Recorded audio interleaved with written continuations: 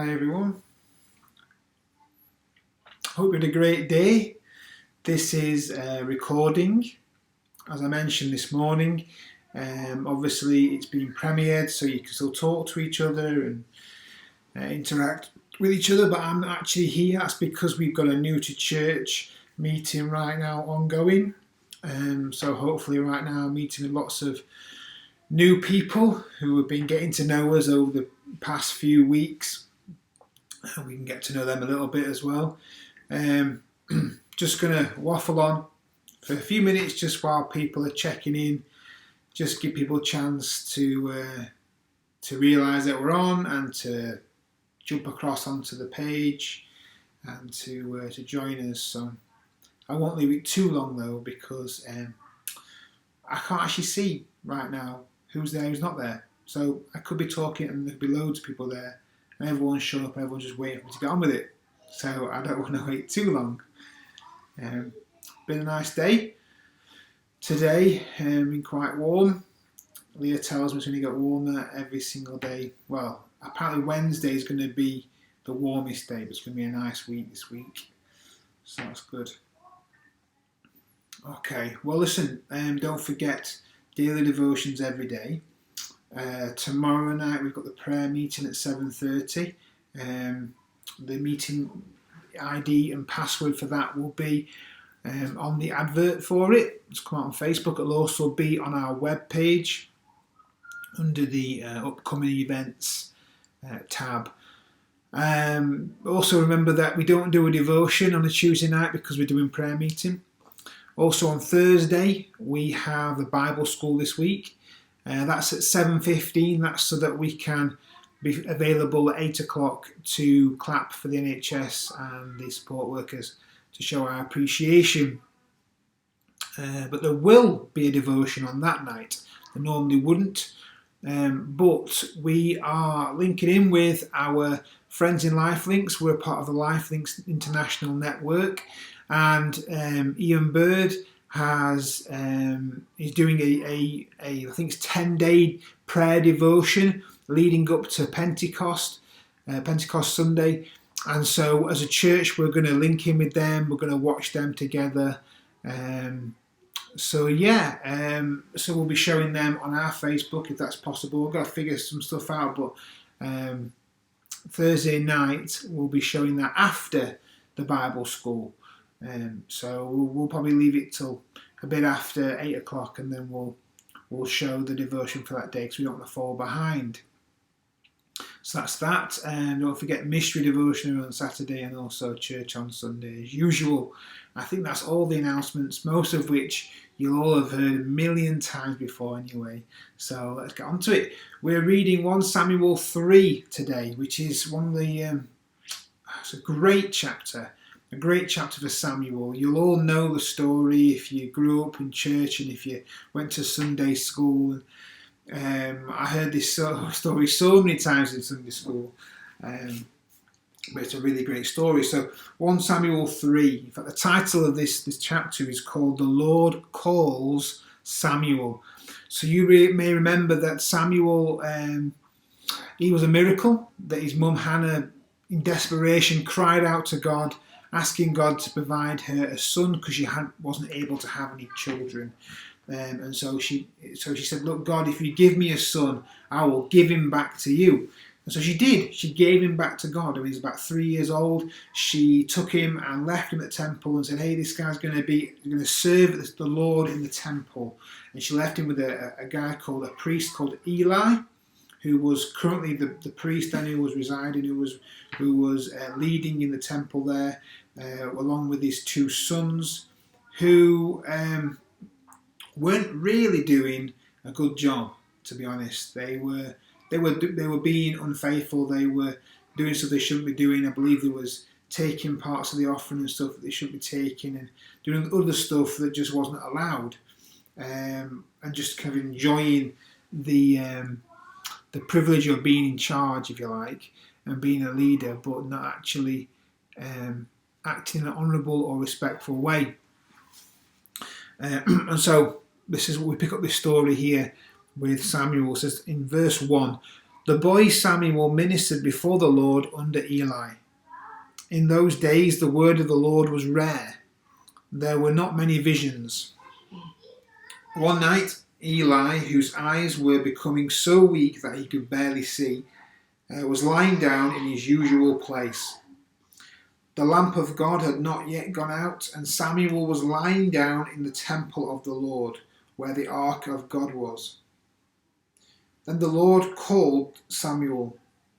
Samuel answered, "Here I am." And he ran to Eli and said, "Here I am, you called me."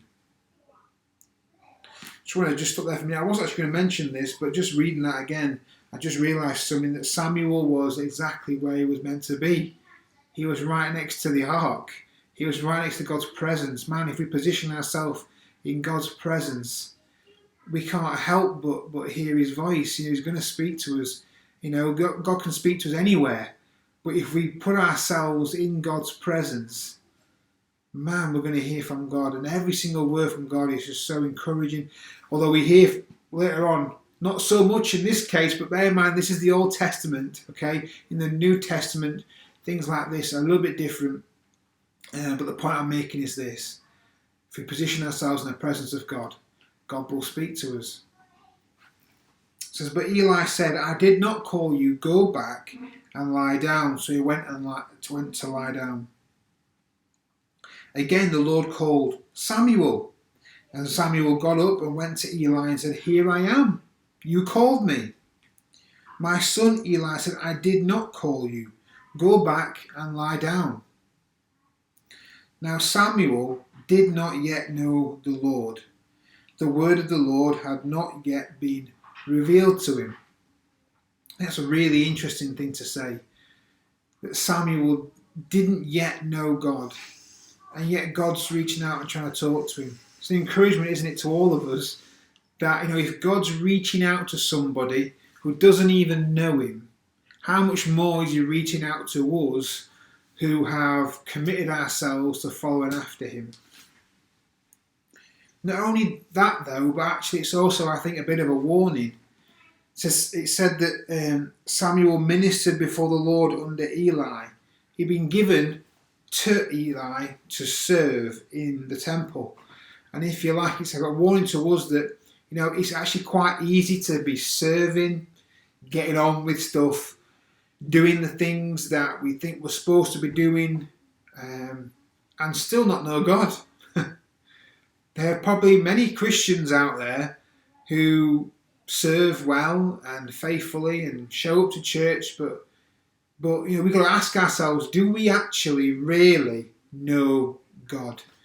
Do we actually really recognise his voice? The Bible later on says that my sheep, it's like God talking as if he's a shepherd with us being his sheep, says, "My sheep know my voice." How much do we really know God? Or how much are we trying to just go through the motions and kind of like earn our way into God's favour? That's not how it works. It's a relationship. It's not really about what you do. What you do is a reflection or a response of how you feel and your relationship with God. It's not that we do things to please God. It's that we live right and seek God. And in seeking God, we seek to live a life of obedience and do things that please him. It doesn't work the way around, if that makes sense. So back to this. So verse 8 says, the Lord called Samuel a third time, and Samuel got up and went to Eli and said, "Here I am, you called me." 3 times. In fact, it goes on one more time to call him. I think that's an encouragement as well. God was persistent in getting through to Samuel. There may be things in our lives that God wants to get through to us on. And sometimes we can feel as if we miss a mark, like I was saying this morning about not being perfect. We sometimes feel as if when we've missed it, then, God's going to just throw us out. That's not how it works. God's persistent. He loves us. He comes back to us time and time again. He gives us the chance time and time again. I've said this before many times. But the best illustration I can think of God and how he feels towards us is the parable of the prodigal son. about how much that guy messed up, but yet the father who represents God was literally stood at the end of the path, waiting and hoping for his son to come back. God is desperate to connect with us, and he'll keep persistently coming after us. All we have to do is what Samuel did in a moment. So then Eli realised that the Lord was calling the boy. So Eli told Samuel, "Go and lie down, and if he calls you, say, 'Speak, Lord, for your servant is listening.'" So Samuel went and lay down in his place. The Lord came and stood there, calling as the other times, "Samuel, Samuel." Then Samuel said, "Speak, for your servant is listening." And the Lord said to Samuel, that's a really interesting thing. One of the best things you can say to God is, "God, I'm listening." You know what? I have battled in my life with prayer. I am not amazing when it comes to prayer. I believe in the power of prayer. I believe in being at prayer meetings. I believe in, if you like, the discipline of prayer. Every day I pray. Some days I feel like I really connect with God. Other days I don't. I tell you what I do most of the time though. I list stuff. I'm like, "God, help me with this. God, this has gone off my... God, I feel this way about this, and this is making me feel bad about that, and this, that, the other." And actually, probably the best thing we can do is just say, "God, I'm here with you, and I'm listening." Listen. If you want God to speak to us and speak into our life, listen. I think the Bible goes on later on to talk about how we should be slow to be angry, slow to anger, and quick to listen. And I think listening is one of the most undervalued skill in people. You want to be someone who helps people, then really the best thing you can do often is listen. It's definitely the starting point. How often do we try and jump in and try and give someone the answer? Because in our mind, it's all about the answer. But really, sometimes the best thing we can do is just listen. Listen to people. That's what the befriending service is all about. It's just being a listening ear, letting someone speak, hearing somebody, gaining someone's perspective, loving them through being there and listening. And that's how we can do the same thing with God. And if we do that, God will speak. So, verse 11, "And the Lord said to Samuel, 'See, I'm about to do something in Israel that will make the ears of everyone who hears it of it tingle. At that time I will carry out against Eli everything I spoke against his family, from beginning to end. For I told him that I would judge his family forever because of the sin he knew about. His sons made themselves contemptible, and he failed to restrain them. Therefore I swore to the house of Eli, the guilt of Eli's house will never be atoned for by sacrifice or offering.' Samuel lay down until morning, and then opened the doors of the house of the Lord. He was afraid to tell Eli the vision, but Eli called him and said, 'Samuel, my son.' Samuel answered, 'Here I am.' 'What was it he said to you?' Eli asked. 'Do not hide it from me. May God deal with you, be it ever so severely, if you hide from me anything he told you.' So Samuel told him everything, hiding nothing from him. Then Eli said, 'He is the Lord. Let him do what is good in his eyes.' The Lord was with Samuel as he grew up, and he let none of his words fall to the ground. And all Israel, from Dan to Beersheba, recognized that Samuel was attested as a prophet of the Lord. The Lord continued to appear at Shiloh, and there he revealed himself to Samuel through his word. And Samuel's word came to all Israel." One very, very last little thought from that. That's that God's issue with Eli was Eli's sons. And it wasn't necessarily that he was wanting to punish Eli because of his son's sin and wrongdoing, but he was upset with Eli because Eli didn't do anything about it. I don't know why Eli didn't do anything about it. Eli seemed like a good guy. He seemed like a faithful servant in the house of God, and he seemed like the kind of guy who was just he was doing the right thing himself, but he turned a blind eye to people, to his sons. And I think possibly what was happening here was that he didn't want to do what was necessary because he didn't want to confront his sons. He didn't want to have the conversation with his sons where he said, "Hey, you can't be priests anymore in the temple of God because of the way you're living, or at least change what you're doing." or else kind of thing. You won't be allowed to have this respected position. And it would have been a difficult conversation for Eli to have, but if he was going to protect the Lord's house, it's something he needed to have. And it's hard when you're put in that position. But Eli didn't do the right thing. He turned a blind eye. If you like, he let God down, and he put his kids first. And that's a really hard concept, I suppose. But his sons would have been okay if they'd been stepped down and not been if they'd not been asked. Or if they'd been asked to not fulfill that role anymore because of their lifestyle. I'm sure they would have survived. But even so, a difficult conversation to have, and it's a warning to us that we can't turn a blind eye. The Bible goes on to say in other parts that it's a real good thing, a real blessing, if we help turn a brother away from the things he's doing that's wrong in a loving way. And I think that's an encouragement to us, that if we see friends, if we see brothers and sisters in the faith who are living a life that's not right and just need a bit of help, then there's a loving way to challenge someone. Andy gives a great message about grace and truth. That Jesus always he had grace and he had truth. That you can talk to somebody with real grace and real understanding and real genuine thought and care about them, while still telling them the truth. It's important that we have both.